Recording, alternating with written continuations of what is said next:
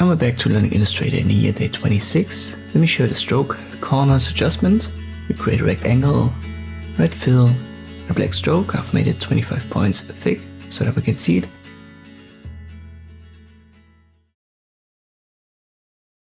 Then we need a stroke menu. You can find it right here. These 3 stripes. If you don't see it at all, go to Window, click on Stroke, then it should pop up. We also need all the options, so click on these 3 stripes and use Show Options. If you can't see them, then you should be able to see it. Let me zoom in a little bit. Corners are right here. We have miter, round, and bevel. Pretty straightforward. This will be an adjustment for all corners at the same time, so all 4 will have this style.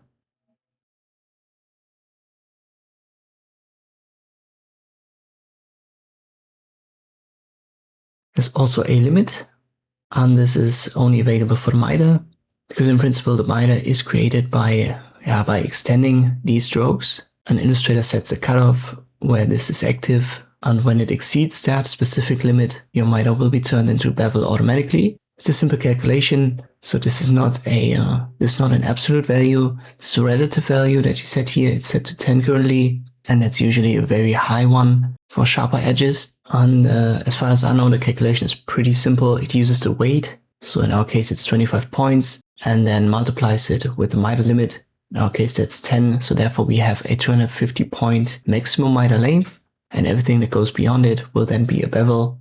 For our zoom level and size of the rectangle, 10 is totally fine, and in most cases this should be a good value to have these very clean, very sharp points. But you can also go even higher than that.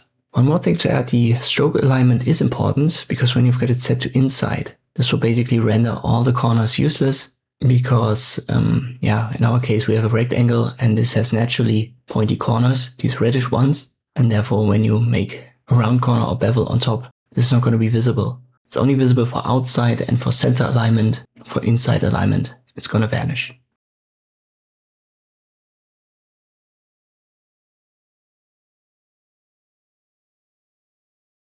And this is how you can adjust the corners in Illustrator. Hope this video was helpful. Thank you for watching, and I'll see you next time.